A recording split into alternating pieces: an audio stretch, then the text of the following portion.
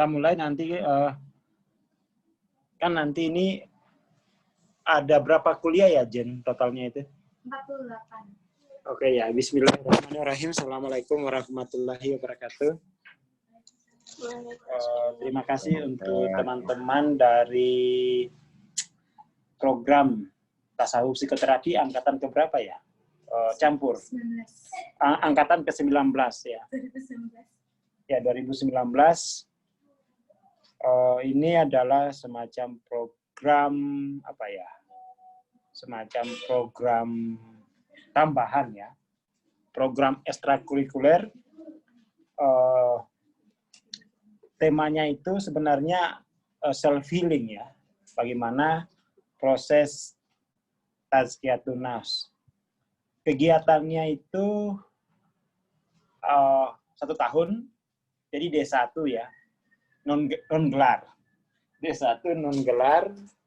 Kurikulumnya itu ada 48 kali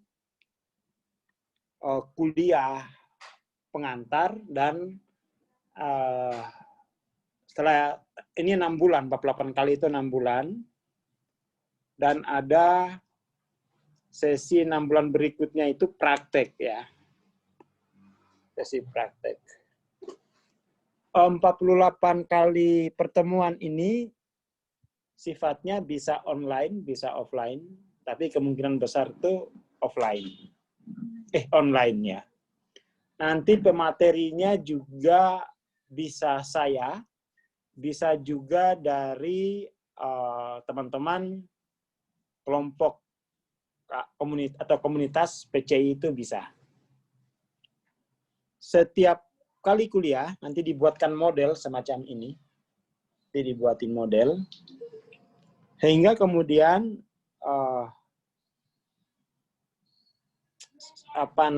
ada semacam keterangan ya. Ada semacam keterangan, ada semacam definisi, ada semacam prediksi ya. Tentang prakteknya itu kayak apa gitu. Kurang lebih seperti itu tujuan kuliah dari 48 ini. 48 kali pertemuan kuliah, topiknya itu satu tentang peta kesadaran ya. Jadi peta kesadaran ini kita bahas 48 kali pertemuan. Kayak seperti itu. Oke, pertemuan pertama kita akan membahas peta kesadaran ini sebagai apa ya, kategori atau sebagai motif dalam belajar. Jadi sebelum kita mungkin saya cerita bahwa seringkali orang itu tidak betah menjalani proses belajar spiritual, apalagi prakteknya. Lalu mereka terjebak kepada hal-hal yang naif.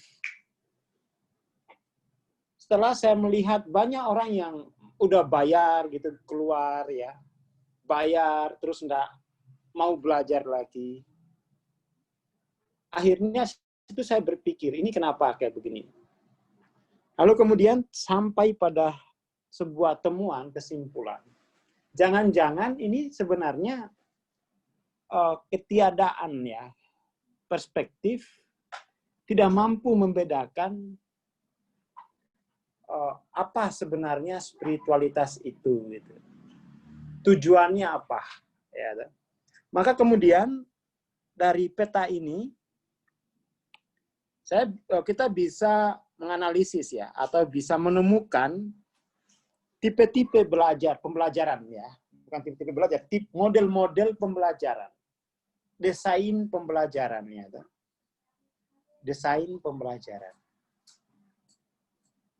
Nah, secara umum dari peta ini, desain pembelajaran itu ada 3. Ada yang sifatnya to do, ada yang sifatnya to be, ada yang sifatnya being. Oh, ini berbeda sekali. Jadi ternyata orang-orang yang pernah keluar dari grup komunitas kita, orang-orang yang pernah ikut belajar tetapi nggak aktif, itu dia tidak menemukan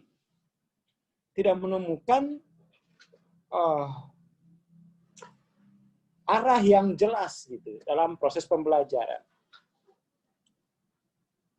To do biasanya kita mulai saja. Jadi to do itu kan pembelajaran yang sifatnya persuasif ya itu. Kata orang Jawa itu to do itu dikongkon ya. Dikongkon. Pembelajaran yang sifatnya persuasif. Oh, ini bukan pembelajaran spiritual persuasif. Pembelajaran yang persuasif itu pembelajaran ya anak-anak lah ya. Pembelajaran anak-anak. Tujuan pembelajaran persuasif itu apa sih sebenarnya? Pembelajaran persuasif itu tujuannya adalah untuk melampaui ketidakberdayaan. Ya, persuasif itu dari ketidakberdayaan menuju imitatif.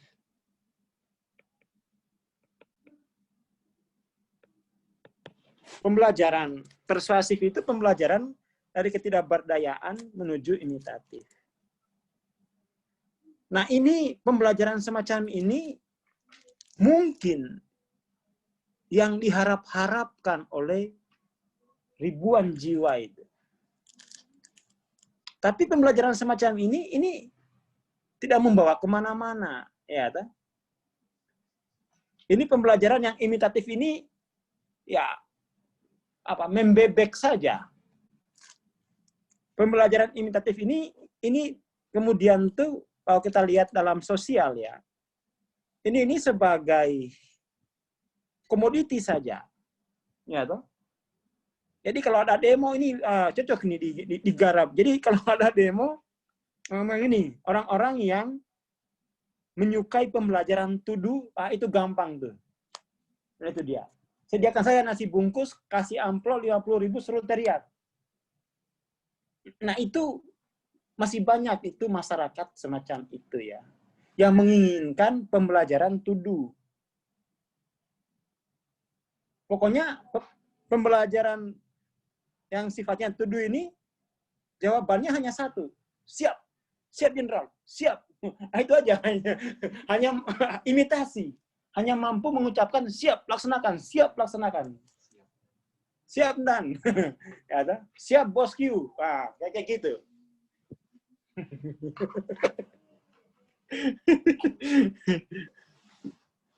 Oke ya. Dan ini nggak boleh lagi mahasiswa di tingkat siap dan siap gerak, ya toh? Nggak boleh lagi. Nah, ya ini kan pembelajaran dari ketidakberdayaan ke imitasi. Milenial tidak boleh lagi. Justru pembelajaran ini, pembelajaran yang sifatnya buang-buang umur ini. Ya, toh? Buang-buang umur. Pembelajaran yang kalau tidak imitasi, dia akan larut dalam perubahan. Ya, toh? Yang masih punya hasrat untuk mempelajari itu yang sifatnya to do, itu hasratnya mesti dilampaui. Ya.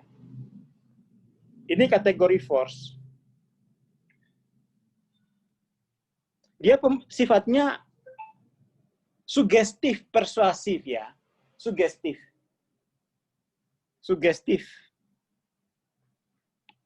Sugestif, persuasif. Itu pembelajaran to do itu sugestif, persuasif.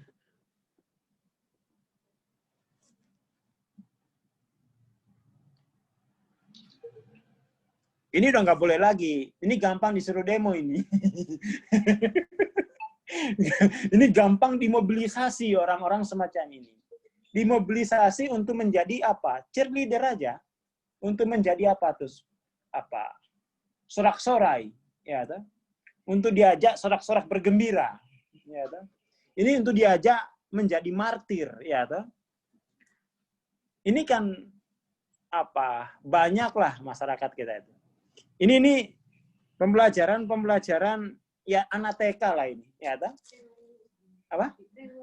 Rewo-rewo ya. Jangan sampai udah mahasiswa atau udah dewasa, tetapi jiwanya masih menginginkan pembelajaran semacam ini. Pembelajaran yang sifatnya sugestif, persuasif. Ya, toh?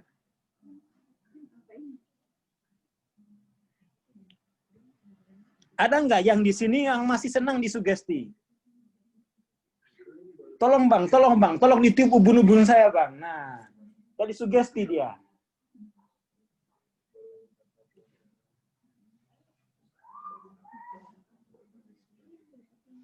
Dan ini bukan ciri-ciri pembelajaran spiritual, ya. Jadi pembelajaran yang sugestif, persuasif itu bukan pembelajaran spiritual. Kita lingkari.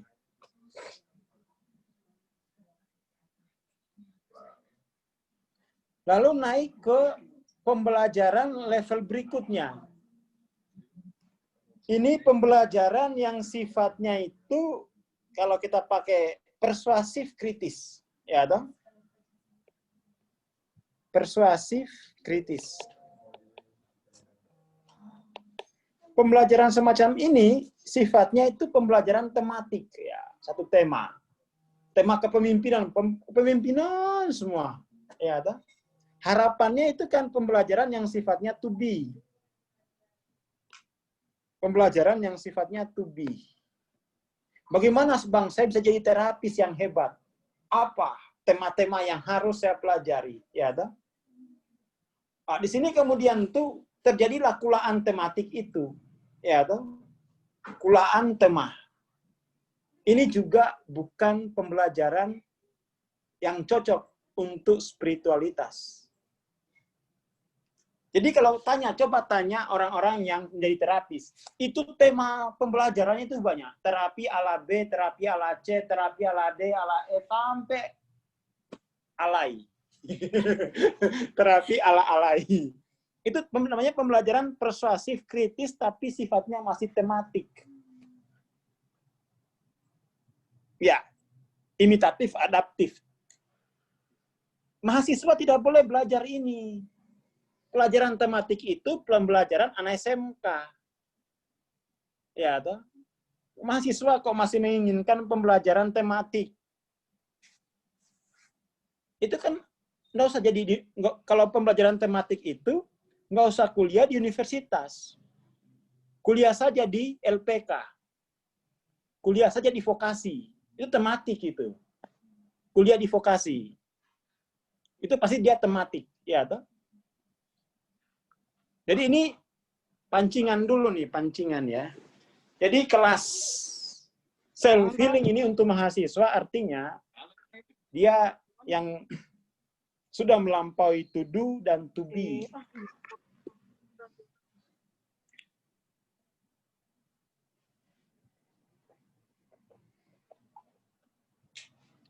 Jadi keliru itu kalau orang ikut komunitas spiritual tetapi mengharapkan pembelajaran yang tematik. Bang, temanya itu bang hanya untuk membereskan masalah utang. Nah, itu nggak ada. Kalau membereskan masalah utang, itu nanti ke Saratoga udah. Ya, restrukturisasi utang. Tematiknya itu. Jadi, pembelajaran tematik itu bukan pembelajaran spiritual. Nggak cocok. Itu pembelajaran untuk menjadi profesional. Ya, toh? Pembelajaran profesional. Pembelajaran spiritual itu dia bukan kritis, tetapi sifatnya apa? Pembelajaran spiritual itu pembelajaran yang kontemplatif. Jadi dia bukan persuasif kritis, tetapi sifatnya kreatif kontemplatif. Itu pembelajaran spiritual. Kreatif kontemplatif. Itu pembelajaran yang spiritual. Dan itu selalu saya peragakan setiap kali. Saya tidak pernah menyiapkan tema apapun untuk setiap kuliah, baik yang gratis maupun berbayar. Ya, toh? Mesti kreatif kontemplatif. Nah, itu baru pembelajaran spiritual. Kreatif kontemplatif. Malah dulu di tab itu nggak boleh mencatat. Nggak boleh ada catatan. Ya, toh? Karena memang pembelajaran spiritual itu bukan pembelajaran tematik yang harus mencatat tema-tema tertentu. Ya, toh? Jadi pembelajaran spiritual itu kreatif kontemplatif. Kreatif itu artinya dia mengalir secara dalam histori, dalam sejarah, masa lalu dan ya, toh? Atau dia kontemplatif itu maksudnya apa? Kalau kreatif itu kan persoalan historis tuh. Masa lalu, masa depan dicampur dalam satu yang disebut dengan saat ini. Kontemplatif itu bukan persoalan historis. Kontemplatif itu adalah menapaki langit. Membumbung, meroket ke atas. Yang secara ilmu itu kita sebut sebagai epistemologis. Ya. Jadi pembelajaran spiritual itu bersifat historis dan epistemologis dia.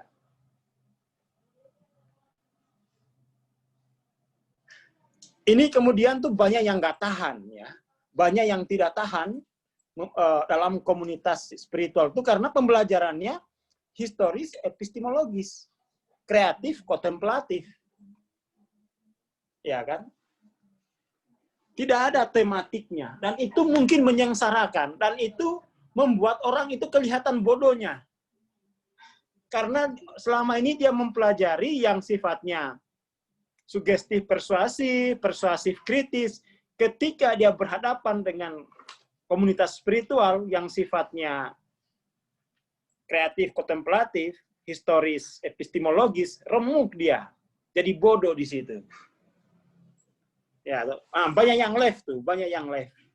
Banyak yang, sudahlah saya pusing sama Bang Aswar. Ya kan? Jelimet. Nggak bisa ngikutin.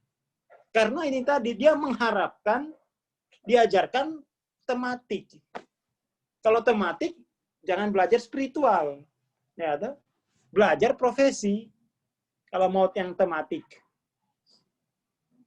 saya kira itu pengantarnya. Ya. Jadi teman-teman yang di 25 orang dari UIN tasawuf psikoterapi itu, ya istilahnya kencangkan sabuk pengaman, siap-siap terbang, kan begitu. Ya, jadi pembelajaran spiritual itu mesti kencangkan sabuk pengaman, siap-siap terbang. Ya, tidak bisa alay-alay. Tidak bisa mengharapkan pembelajaran sugestif persuasif. Itu kan anak-anak kecil itu. Udah ikut hipnosis aja kalau begitu. Ikut hipnosis. Kalau mau yang tematik, ikut NLP aja. NLP for selling, for, ya kan? Ikut itu aja.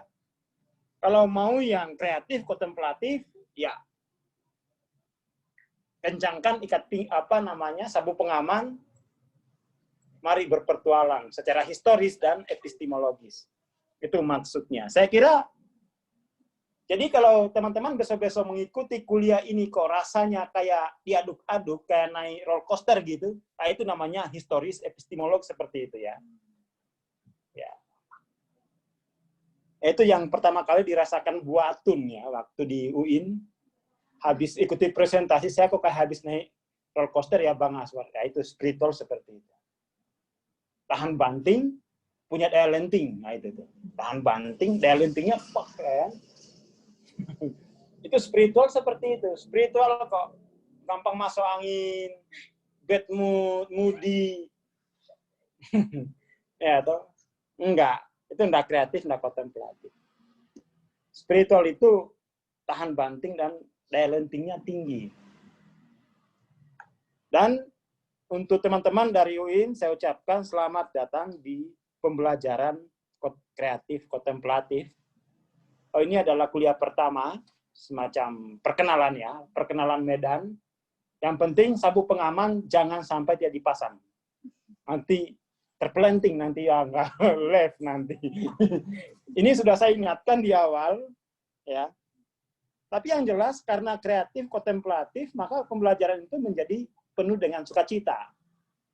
Ya, penuh dengan sukacita. Tidak ada duka cita dalam pembelajaran spiritual itu.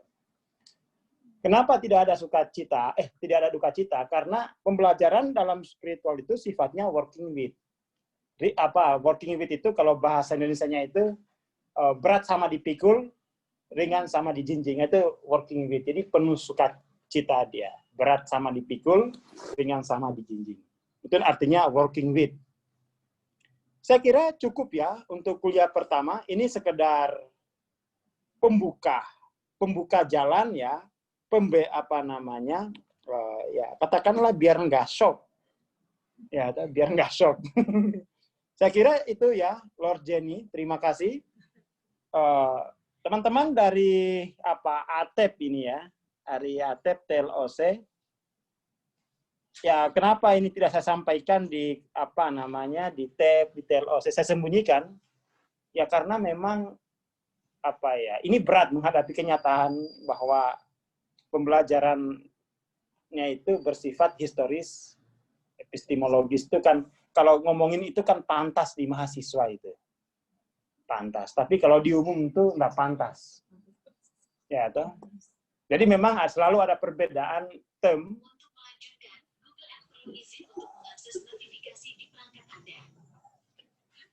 Jadi ya karena ini kelasnya mahasiswa ya termnya mesti ya term kan mahasiswanya ini kan kelasnya kelas universitas, bukan kelas vokasi, bukan kelas LPK ini.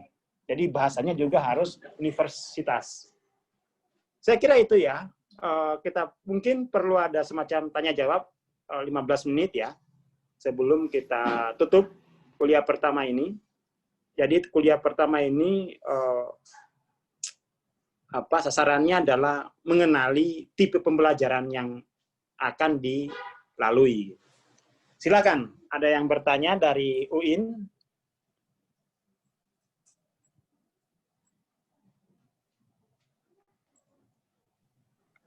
Silakan, Lord Jenny di ini. Oke, teman-teman. Barangkali ada yang mau bertanya, silakan.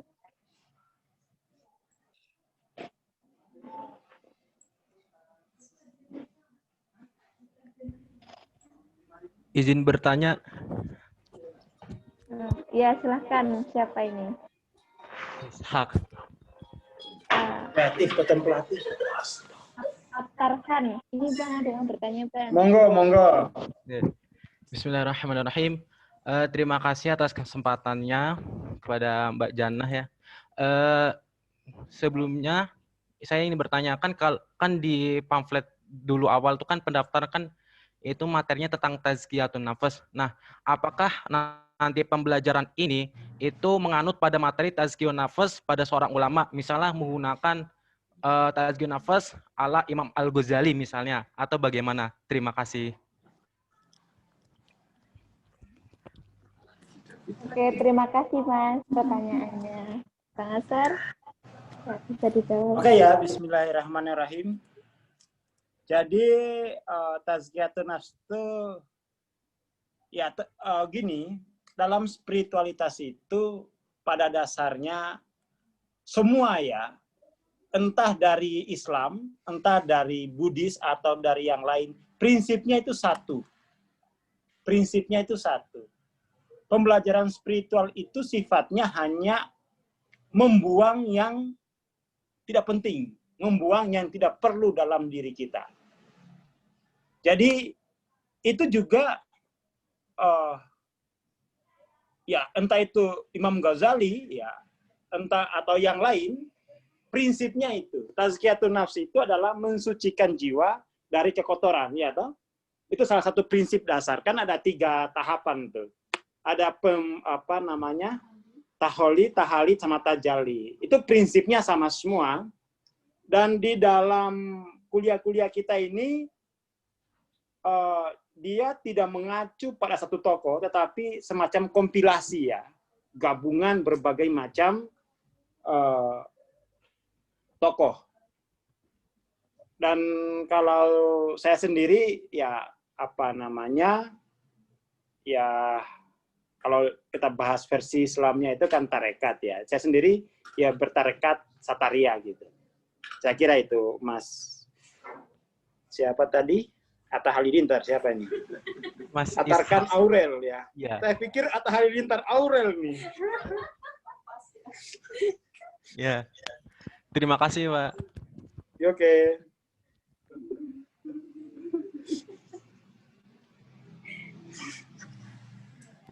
Teman-teman, barangkali ada yang bertanya lagi.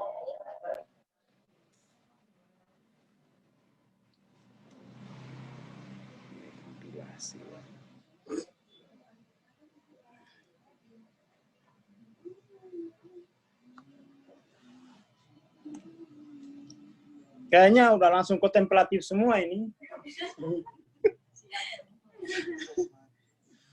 Mbak izin. Kayaknya, monggo. Tadi kan Oh ada ya, yang Riri. yang Oke, ketiga itu Mbak Riri, monggo. yang cara pembelajaran spiritual itu kan yang kreatif, kontemplatif lah, itu kan temanya nggak satu tema dibahas kan, tapi mengalir. Lah itu cara kita menyerapnya itu gimana? Apa secara terbiasa nanti kita bisa, atau menghafal, bukan menghafal kayak mencatat poin-poin penting atau gimana nantinya? Oke, mantap ini baru pertanyaan ini harus dapat bonus nih ya. Ini harus dapat gelar Lord. Ya, jadi pembelajaran spiritual itu kreatif kontemplatif, dia tidak tematik, tetapi sifatnya itu dalam prakteknya ya. Ini kan praktek. Nanti yang saya maksud itu prakteknya, dia mau menyelesaikan kasus yang dia dia sifatnya itu mentransendensikan jiwa. Jadi satu orang itu maju sebagai katakan tuh volunteer dan kita bekerja pada kasus itu, ya toh? Kita bekerja pada kasus itu. Makanya tidak bisa tematik karena setiap jiwa itu sifatnya otentik, ya toh? Saya kira itu Mbak Riri. Jadi nanti pembelajaran itu kasusnya itu kasus yang real, yang otentik. Pembelajarannya bersifat itu otentik dia. Tidak tematik tapi otentik. Otentik berdasarkan realitas yang dihadapi. Saya kira itu. Jadi dia tidak tematik tapi otentik. Oke.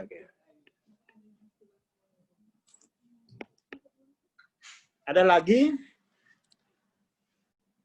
Otentik.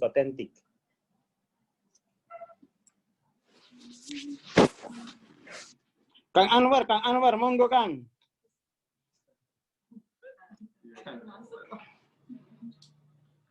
Tapi ini kelas mahasiswa, Kang. Dapat door prize enggak nih? Ada door prize. Dapat door prize, ada door prize-nya.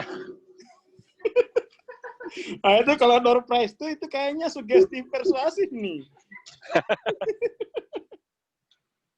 Itu loh, Jenny atau Lord Jenny kan membawakan acara ini ngarang-ngarang dulu ngomong apa, enggak kan? Ya seperti itu tuh, kreatif kontemplatif tuh. Itu ya. Nah, ya seperti gampangnya kan seperti itu ya Bang ya. Ya seperti Ya, Jenny membuat begitulah. acara, dia ngomongnya kan mengalir, tidak tulis dulu, tidak ini ngomong apa ya. Seperti itu mungkin gambaran dari kreatif kontemplatif, tapi ya harus ngebolang, sering ngebolang bersama Bang Aswar dulu. Nah, iya, jadi biar nanti bersih, jernih lah. Jadi kreatif kontemplatif itu mengalir tapi otentik gitu loh. Jangan sampai mengalir ternyata ikut-ikutan. Nah, itu sugesti persuasif. Mengalir ternyata ngikutin orang, tidak otentik. Oke. Siapa lagi nih? Ayo anak Iya. UIN. Ini ada Mbak Rina. Kayaknya Mbak Rina ini pernah ya ke sini. Rina Selda Aprelka. Sebenar namanya. Kayaknya pernah, namanya kok anu ya. Nggak asing gitu.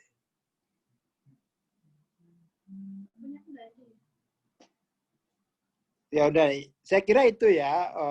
Paling enggak teman-teman tuh ya tahu, oh bedanya tematik, bedanya mengalir otentik itu, bedanya sugestif kan, jadi mengerti.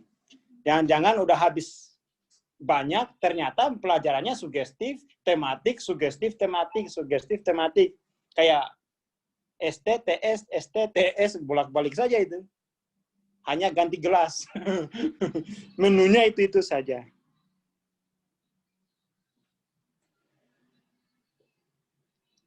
Ayo yang lain lagi, kalau mungkin udah jelas, tapi saya kira udah jelas ya. Ini kan perkenalan, persiapan kan ini. Mungkin Lord Jenny bisa langsung ditutup ini ya. Oke, terima kasih Bang Aswar pemaparannya pada sore hari ini untuk pembukaan program Self Healing ini ya.